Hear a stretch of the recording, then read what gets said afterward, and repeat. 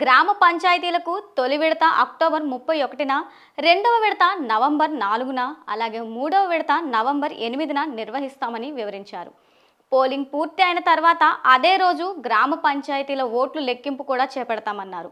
November 11న MPTC, ZPTC ఓట్ల లెక్కింపు జరుగుతుందని ఎస్ఈసీ తెలిపారు. రాష్ట్రంలో 31 జిల్లాలలోని 565 మండలాల్లో ఎన్నికలు నిర్వహిస్తామని చెప్పారు.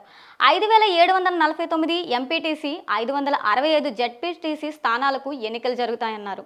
12733 గ్రామాల్లో 112,288 వార్డుల్లో ఎన్నికలు నిర్వహించనున్నట్లు రాణి ముకుదిని వివరించారు.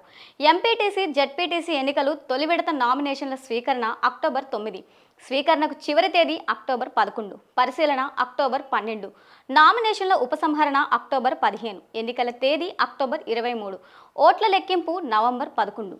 ఎంపీటీసీ, జెడ్పీటీసీ ఎన్నికల రెండవ విడత నామినేషన్ల స్వీకరణ అక్టోబర్ 13, స్వీకరణ చివరి తేదీ అక్టోబర్ 15, నామినేషన్ల పరిశీలన అక్టోబర్ 16, నామినేషన్ల ఉపసంహరణ అక్టోబర్ 19, ఎన్నికల తేదీ అక్టోబర్ 27, ఓట్ల లెక్కింపు నవంబర్ 11.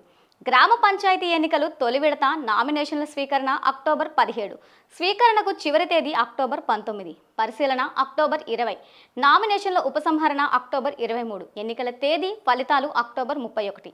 గ్రామ పంచాయతీ ఎన్నికలు రెండవ విడత నామినేషన్ల స్వీకరణ అక్టోబర్ 21, చివరి తేదీ అక్టోబర్ 23, పరిశీలన అక్టోబర్ 24, నామినేషన్ల ఉపసంహరణ అక్టోబర్ 27, ఎన్నికల తేదీ ఫలితాలు నవంబర్ 4.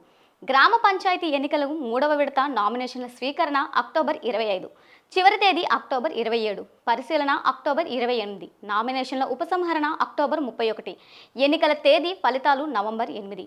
రాష్ట్రంలో ఎన్నికల నగారం మోగిన నేపథ్యంలో నేటి నుంచి ఎన్నికల కోడ్ అమల్లో ఉంటుందని రాష్ట్ర ఎన్నికల కమిషన్ ప్రకటించింది.